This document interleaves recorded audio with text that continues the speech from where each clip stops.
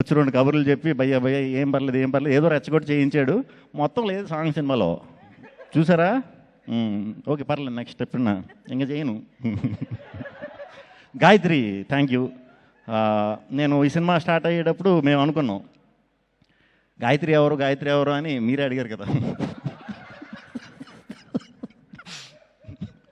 అనుకున్నాం ఎవరైనా సరే చాలా మంచి పేరు తెచ్చి బాధ్యత మనం తీసుకుందాం అని అనుకుని చేసాం. అది కూడా సక్సెస్ అయ్యాం. థ్యాంక్ యూ అమ్మ చేసినందుకు.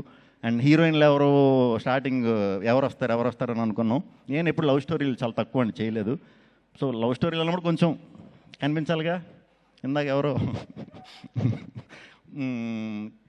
కేతిక అన్నారు. కేతిక అయితే పర్లేదు, మనం పెద్దగా డైటింగ్ చేయక్కర్లేదులే అనుకున్నా. తెలియకుండా మీరు డైటింగ్ స్టార్ట్ చేశారు ఈ సినిమాకి. సరే కేతిక అయిపోయింది. ఇప్పుడు సెకండ్ అమ్మాయి ఎవరు అంటే ఇవానా. ఇప్పుడు ఇవానాకి డైటింగ్ చేసినా మనం మ్యాచ్ చేయలేము. సో ఇద్దరు హీరోయిన్స్ కూడా కేతిక, ఇవానా ఆ క్యారెక్టర్కి చాలా లైఫ్ తీసుకొచ్చారు. చాలా బాగా చేశారు. డెఫినెట్గా చాలా మంచి సినిమాలు చేయాలి, ఇంకా పెద్ద హిట్లు కొట్టాలని మనస్ఫూర్తిగా కోరుకుంటున్నాను. ఇవానా కూడా.